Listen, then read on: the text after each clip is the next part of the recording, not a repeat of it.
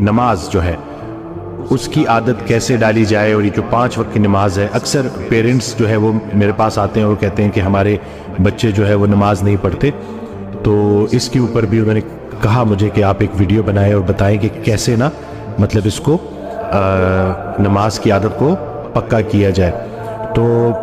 رسول اللہ صلی اللہ علیہ وسلم کی ایک حدیث ہے جس کا مفہوم ہے کہ اگر لوگوں کو نماز کے فائدے کا اور امپورٹنس کا پتہ چل جائے تو دنیا میں کوئی شخص بھی نہ ماننے والا نہ رہے، یہ اتنی ضروری ہے۔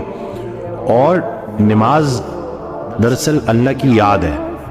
ہم جب یہ روزمرہ کے کاموں میں بھاگ دوڑ میں ہوتے ہیں تو اس بھاگ دوڑ میں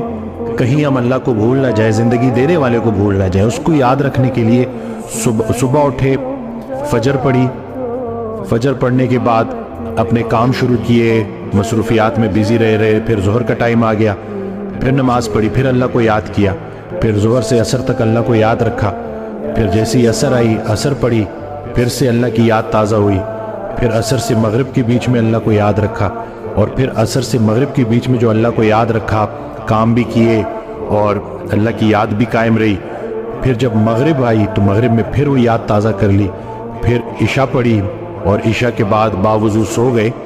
تو اس طرح سے پورا دن اللہ کی یاد قائم رہی، تو پورا کا پورا دن عبادت میں، رات کو باوضو سو گئے تو نیند عبادت میں۔ حضرت واصف علی واصف رحمۃ اللہ علیہ ایک آڈیو میں بیان فرماتے ہیں کہ آپ کی پوری زندگی میں سے عبادت کو نکالا جائے گا اور اس کو تولا جائے گا، تو اگر آپ کی پوری زندگی ہی عبادت نکل آئی تو پھر